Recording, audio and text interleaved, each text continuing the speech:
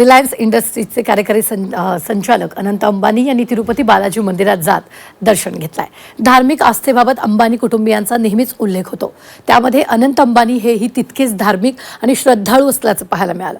परंपरेनुसार अनंत अंबानी यांनी केशदानही केलं।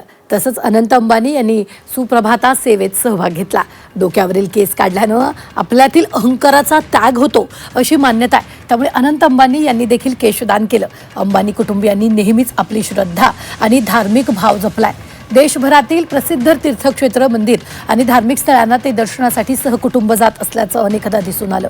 मुकेश अंबानी, नीता अंबानी, आकाश अंबानी, ईशा अंबानी आणि अनंत अंबानी यांनी अनेक वेळा अयोध्येतील श्रीराम मंदिर, तिरुपती बालाजी, द्वारकाधीश, बद्रीनाथ, केदारनाथ, शिर्डी साईबाबा आणि इतरही अनेक मंदिरात जाऊन पूजा, धार्मिक विधी केलेत। भक्तिभावाशी अंबानी कुटुंबाचं नातं किती घट्ट आहे हे यातून स्पष्ट होतं।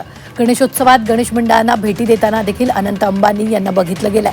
दरम्यान आता तिरुपती मंदिरात केशदान करत त्यांनी परंपरा जपल्याचं दिसून आलं।